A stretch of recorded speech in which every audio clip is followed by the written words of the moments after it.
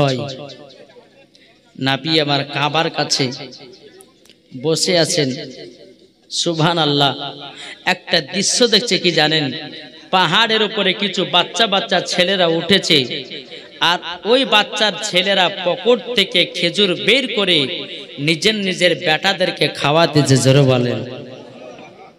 আমার নবী মুস্তাফা সাহেবে আওলাদ সাল্লাল্লাহু তাআলা আলাইহি সাল্লাম বাবাজি মুসলমান ভাইরা কাবাতে হিলানা দিয়ে বাবাজি আপনার বসে আছেন।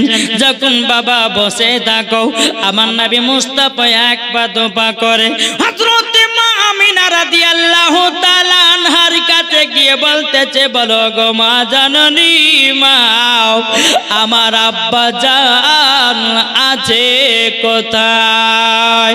হযরতে মা আমিনা রাদিয়াল্লাহু তাআলা আনহা তিনি বলতেছে, বেটা গো হঠাৎ করে তোমার আব্বার কথা মনে কেন পড়িয়ে দিলে? ও বেটা, তোমার আব্বার কথা মনে পড়ে জানো আমার বুকটা চুরমার হয়ে গেল। ও গো বেটা, তোমার আব্বার কথা কেন আমাকে মনে করালো? এই বেরাদর ইসলাম মুআজ্জিন সাবানি কিরাম আমার নবীজি বলছে, বলে মা গো, ও গো মা জননী, আমার আব্বা জানের কথা মনে পড়ে গেল। হযরতে মা আমিনা রাদিয়াল্লাহু তাআলা আনহা তিনি বলতেছে, বলো গো আমার আম্মা জান, ও গো আমার আম্মা জান, তবে আপনি শুনুন না তাড়াতাড়ি। ও মা জননী, আমার আব্বা জানের কোথায় কবর আছে গো মা? একটু দয়া করে বলুন না, বলুন না। আমার আমিনা রাদিয়াল্লাহু তাআলা না বলতেছে, ও গো বেটা, বেটা তুমি যখন আমার গর্ভে ছিলাও, বেটা গো তোমার আব্বা মুলকে সামে ব্যবসা করতে গেছিল, তোমার আব্বা আর মক্কাতে ফিরে আসলো না।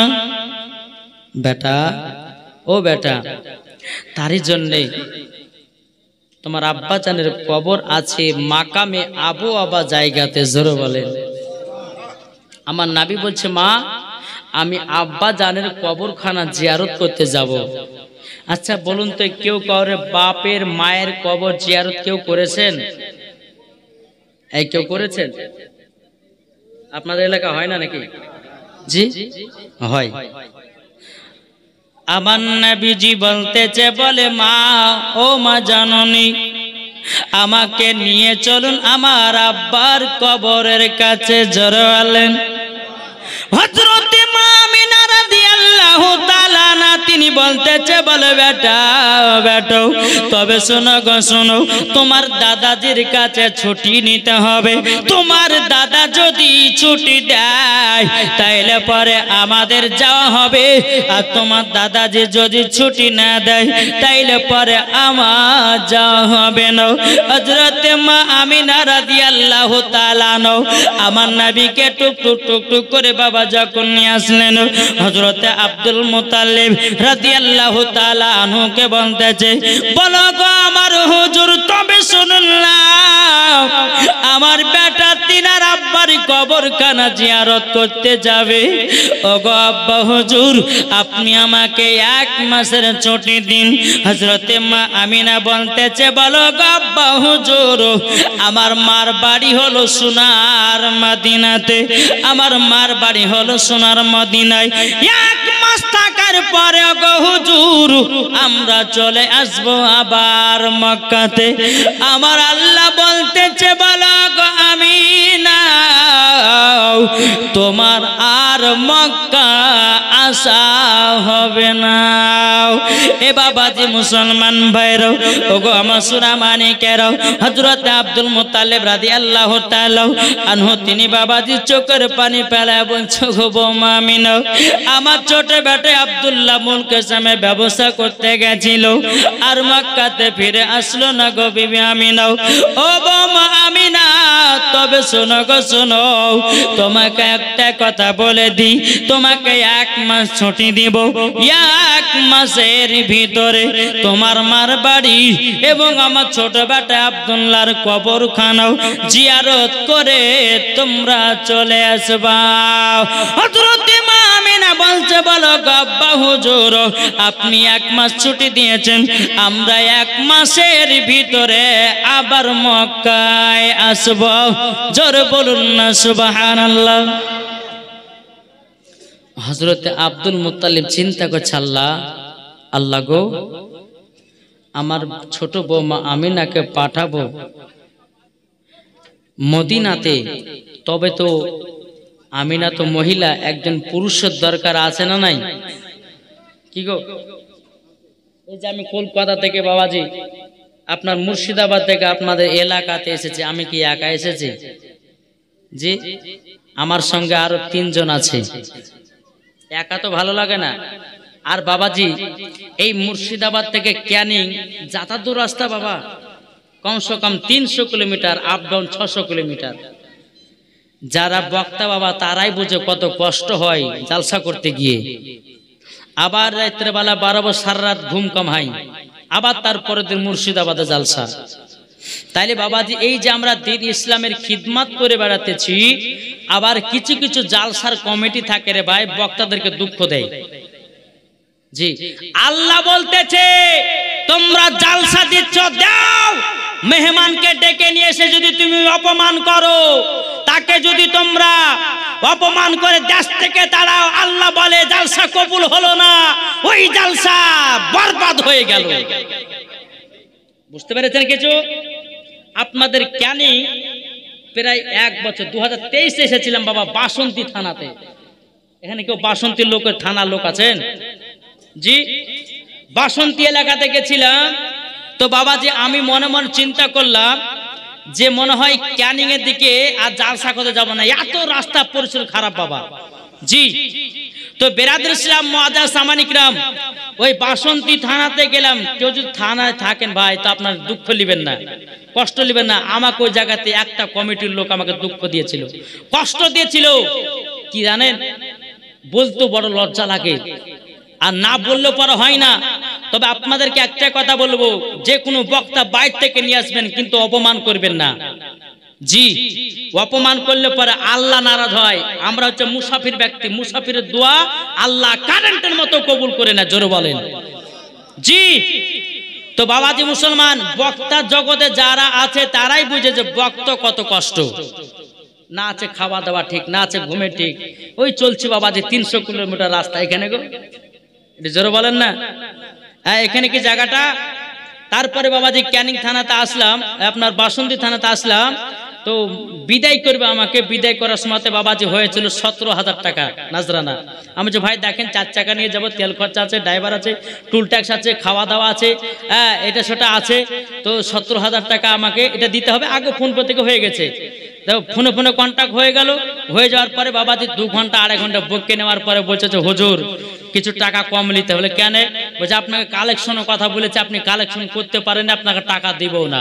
আমি টাকা, আমি জীবনে কোনো জালসাতে কালেকশন করি না, যেটা কমিটি ভাই করে বলে তাদের দ্বারা আমি করি। যদি মানুষ না দেয় তাতে আমার কি করার আছে নাকি গো? তাতে কি করার আছে আমার? তো ওই ভাইদেরকে বললাম ভাই দেখেন আমি বহুত দূর থেকে এসেছি 4 চাকা নিয়ে তেল খরচা করে, আর আপনারা এই টাকা কন্ট্যাক্ট করার পরে যদি টাকা কমিয়ে দেন কিন্তু আল্লাহ কিন্তু নারাজ হবে। একটা মুসাফির ব্যক্তিকে আপনি দুঃখ করে কষ্ট দিয়ে বাড়ি পাঠাচ্ছেন। তো বাবাজি মুসলমান, ওই জালসার টাকা না নিয়ে আমি বাড়ি চলে গেছিলাম। কিছুদিন পরে ফোন পে বাবা ফোন করে বলছে হুজুর আপনাকে 17,000 টাকা মেরে দিলাম। যে কেন? আপনার টাকা নিব না, আপনার টাকা রেখে দেন, যান, আপনার টাকা নিব না। দিন ইসলামের খিদমত আমরা এমনি করে আসলাম। তো বলছে হুজুর কানতে কানতে বলছে হুজুর আমার একটা বিপদ হয়ে গেছে। বলে কি বিপদ? বলে হুজুর বলবো না, আপনার ফোন পে টাকাটা মারছি, টাকাটা নেন। আচ্ছা ঠিক আছে ভাই মারেন। তো বাবাজি একটাই কথা বলবো, কোনো মুসাফির ব্যক্তির সঙ্গে বেয়াদবি করবেন না। মুসাফির ব্যক্তি হচ্ছে আল্লাহ পাক আল্লাহ তাআলা বলতেছে মুসাফির ব্যক্তির তো আল্লাহ কারেন্টের মতো কবুল করে। একটু জোরে বলুন সুবহানাল্লাহ। একবার দুরূদ পড়ুন, একটু জীবনের দিকে যায়। আল্লাহুম্মা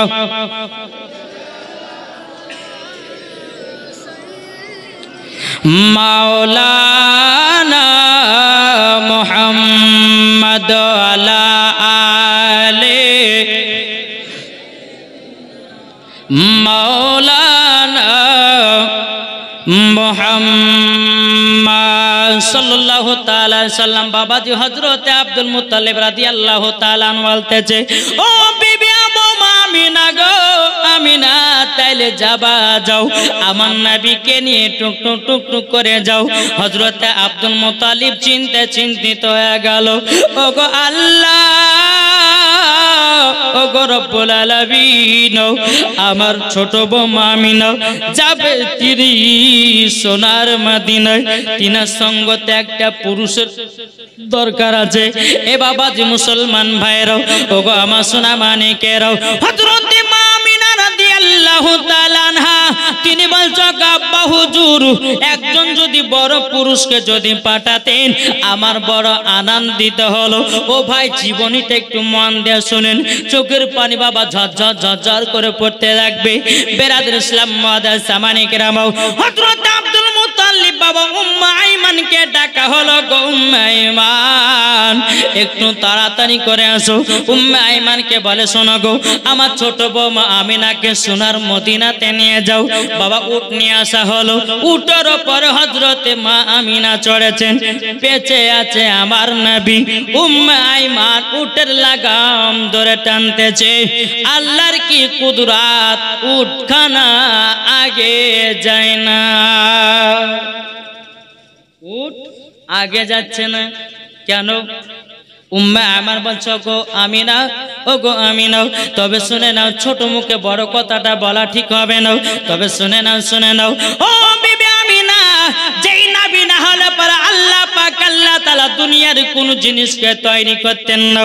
আর তুমি নবীকে পেছনে রেখেছ, তারই জন্য তোমার উটখানা আগে চলে না।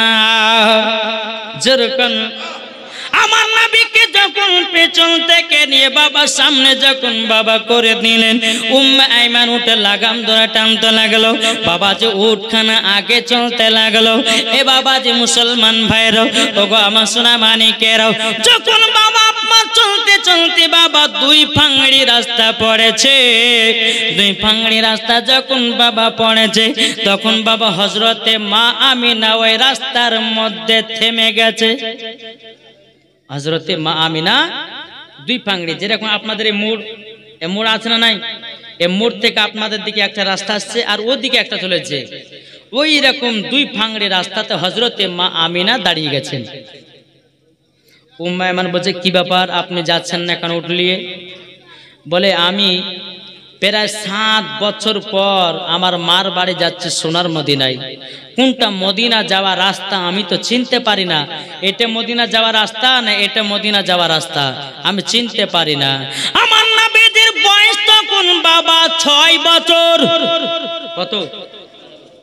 6 বছর। আমার নবী যে বলছে গো মা জননী কি ব্যাপার, আপনি কেন চলেন না? বাবা যে হযরতে মা আমিনা রাদিয়াল্লাহু তাআলা আনহা তিনি বলতেছি, বলো গো আমার বেটা গো, তোমার আব্বা জান আমাকে বিয়ে করে নিয়ে মক্কাতে গেছিল। আমি 6 থেকে 7 বছর পর যাচ্ছি সোনার মদিনায়। আমি মদিনা রাস্তায় কোনটা যাবে আমি তো চিনতে পারি না। আমার নবী বলতেছো গো মা জাননী, তুমি কি রাস্তা চিনতে পারো না? হযরতে মা আমিনা বলতেছে, বলো গো আমার বেটা, আমি মদিনা যাওয়ার রাস্তা চিনতে পারি না। এ বাবাজি মুসলমান ভাইরাও, ওগো আমার সোনা মানিকেরাও, আমার নবী বলতেছে, বলো গো মা হাজা তারিকাতুল মদিনা, এটা হলো মদিনা যাওয়ার রাস্তা। হাজা তারিকাতুল ইয়ামিন, এটা হলো ইয়ামিন যাওয়ার রাস্তা। জোরে বলুন না সুবহানাল্লাহ। হযরতে মা আমিনা বলছে, বলে বেটা তোমাকে তো আমি কোনদিন নানের বাড়ি নিয়ে আসলাম না। ও বেটা তুমি চিনলা কি করে এটা মদিনা যাওয়ার রাস্তা? ও বেটা তুমি চিনলা কি করে এটা ইয়ামিন যাওয়ার রাস্তা? আমার নবী জীবন চোখো মা, আমি 12 রবিউল আউয়াল শুভে সাদিকে সোমবারের দিন যখন দুনিয়াতে আগমন করেছি, ও মা জননী আমাকে আপনি চাদর দিয়ে ঢেকে রেখেছিলেন। আল্লাহ পাক আল্লাহ তাআলার ফেরেশতা হযরতে জিবরিল আমিন সারা পৃথিবী রাস্তা গুলো চিনে দিয়েছে। এ বাবাজি মুসলমান ভাইরাও, এ সোনা মানিকেরাও, যখন বাবাজি আমার নবী বলছে মা গো এটা মদিনা যাওয়ার রাস্তা, মদিনার দিকে বাবা টুক টুক টুক টুক করে চলতে লাগলেন। চলতে চলতে চলতে বাবা একটা মাকামে আবু আবা জায়গা বলে একটি জায়গার নাম, আমার নবী বলছে মা গো, ও গো মা জননী আপনি উটের উপর থেকে নেমে যান। হযরতে মা আমিনা বলতেছে বেটা বেটা কিসের জন্য নামবো বলুন না বলো না। তখন আমার নবী বলছে গো মা জননী ওই যে একটা কবর দেখা যায় ওটাই হলো আমার আব্বা জানের কবর। যখন বাবা এই কথা বলেছে হযরতে মা আমিনা তিনি বাবা চোখের পানি ঝরঝর করে ফেলে বলছে বেটা গো তোমার আব্বার কথা আমার মনে পড়ে গেল। ও বেটা তোমার আব্বা আমাকে এত মোহাব্বত করতো এত ভালোবাসতো, ও গো বেটা তোমার আব্বার কথা মনে পড়ে আমি জানো মনটা ছটপট ছটপট করতে যায়।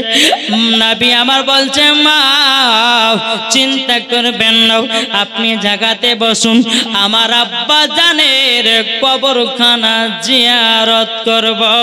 জোরে বলুন না সুবহানাল্লাহ। এ সোনা মানিকেরাও, ওগো আমার আব্বাজি মুসলমান ভাইরাও, আমার নবী মুস্তাফা তিনার আব্বা জানের কবর জিয়ারত করতেছে। এদিকে হযরতে মা আমিনা রাদিয়াল্লাহু তাআলা আনহা তিনি আল্লাহর কাছে দোয়া করে বলতেছে আল্লাহ আল্লাহ আল্লাহ গো আমার স্বামী যদি বেঁচে থাকতো আমার বেটা কতই না আদর পেত। এই বলে হযরতে মা আমিনা চোখের পানি ঝরিয়ে ঝরিয়ে কান্না করতেছেন। নবীজি তিনার আব্বা জানের কবরখানা জিয়ারত করলেন। জিয়ারত করার পরে বলছে মা ও মা আমাকে নিয়ে চলুন সোনার মদিনায়। কোথায়? নবী আমার বলছে মা আমাকে নানির বাড়ি নিয়ে চলুন সোনার মদিনায়। নবীকে নিয়ে গেলেন সোনার মদিনায়। বাবাজি নানির বাড়িতে থাকলেন 1 মাস। কত মাস? 1 মাস থাকার পরে নবী আমার বলছে মা গো ও মা এবার আমাদেরকে যেতে হবে মক্কাতে, কেননা আমার দাদাজির কাছ থেকে 1 মাসের ছুটি নিয়ে এসেছি, মা আমাদেরকে মক্কা রওনা দিতে হবে। বলে বেটা চলো আমরা তাহলে বেরিয়ে যাই। নবীকে উটের উপর চড়ালেন। হযরতে মা আমিনা পেছে বসেছেন, উম্মে আয়মান উটে লাগাম ধরে টানতে লাগলো। আবার চলতে চলতে ফাঁকা মরুভূমি, এত রোদ এত রোদ। হযরতে মা আমিনা চিন্তা করছে আল্লাহ যদি আমি আমার বেটাকে একটা জায়গাতে 1 ঘন্টা নিয়ে আরাম করতে পারতাম তো বড় আনন্দিত হতাম। কোথায় জায়গা পাই, কোথায় যাই কোথায় যাই। দূরে বাবা দেখতেছে একটা বাড়ি। ওই বাড়িতে গেলেন, খটখট করে কে আছো ভাই? বাড়ি থেকে বারো। এক ইহুদি বেরিয়ে এসেছে। এই তুমি কে? বলছে আমার নাম হচ্ছে আমিনা। বলে বাড়ি? বাড়ি হলো সোনার মদিনা। বাপের নাম কি? বলে আব্দুল ওয়াহাব জোহরি। বলে বিয়ে কোথায় হয়েছে? বলে মক্কাতে। শ্বশুরের নাম আব্দুল মুতালিব। ও এই জায়গাতে বসতে চাও? বলে হ্যাঁ। আচ্ছা বলো আমিনা তাইলে তো তুমি আমাদের এলাকারই মেয়ে। আমিনা তুমি বৈঠকে বসো, কিন্তু ওই যে ছেলেটা উটের উপরে আছে ওটা কে তোমার? হযরতে মা আমিনা রাদিয়াল্লাহু তাআলা আনহা তিনি বলতেছেন বলো বলো গো ভাই ওটাই হলো আমার বেটা। কেন জিজ্ঞাসা করলেন জানেন বাবা? আমার নবী মুস্তাফার মাথা মুবারকের ওপরে বাবা জানো আবওয়াতে ছায়া করে আছে। তাকে বলতেছে মদের নবী জন্ম হলো যেদিন মক্কায়, শুকনো গাছে ফুল ফুটিল মরুর সাহারায়। একবারই জোরে বলো ভাই। মদের নবী জন্ম হলো যেদিন মক্কায়, নাই শুকনো গাছে ফুল ফুটিল মরুর সাহারায় মাগো মরুর সাহারায় কারেন্টের সাওয়ারি বড়া কয়তারি গাড়ি কারেন্টের সাওয়ারি বড়া কয়তারি গাড়ি আসমানেরই যাহার শুভ কামনা মাগো তোমার লালের নাই তুলনা জোর কানু সুবহানাল্লাহ। এই বাবাজি সোনা মানিকেরা ইহুদিটা বলছে বলো গো আমিনা আমিনা তবে শোনা গো শোনো তোমার বেটার নাম কি বলো না বলছে আসমানে ছিল আহমদ জমিনে ছিল মুহাম্মদ রাসূলুল্লাহ সাল্লাল্লাহু তাআলা আলাইহি ওয়াসাল্লাম। যখন বাবা এই কথা বলতেছে বলো গো আমিনা এই ছেলেটা হলো আখেরি জামানার নবী এই ছেলেটাকে বৈঠকে বসতে দিব না ওগো আমিনা তুমি আমাদের পাড়ার ছেলে তুমি বসলে বসো ওই ছেলেটাকে বসতে দেওয়া হবে না। আচ্ছা কোন মা বসবে?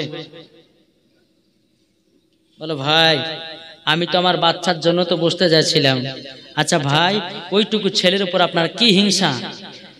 ইহুদিটা বলছে ওগো আমিনা আমরা তাওরাতের মধ্যে পড়েছি যিনি হবে আখেরি জামানার নবী তিনার ধর্মটাকে চালু করবে আর আমাদের ধর্মটাকে বাতিল বলে ঘোষণা করবি তারই জন্য তোমার বেটার উপরে রাগ তোমার বেটাকে আমরা যেদিন একসঙ্গে পাবো দুনিয়া থেকে বিদায় করে দেব।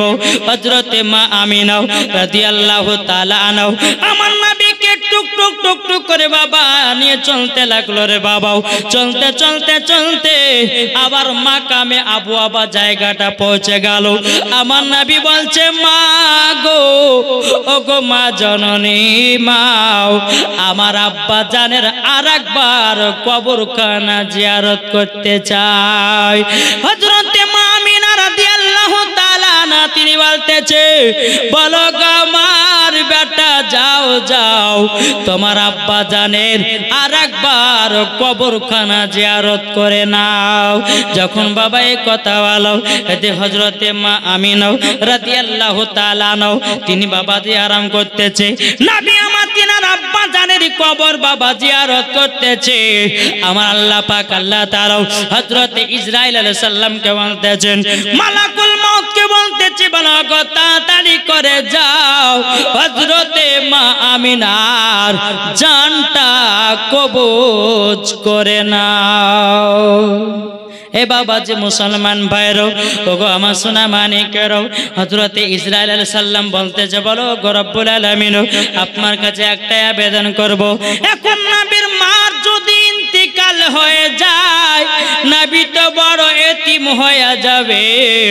আল্লাহ পাক আল্লাহ তাআলা বলতেছে ইন্নী আলামু মা লা তালামুন ওগো ফেরেশতা আমি যেটা জানি তোমরা সেটা জানো না।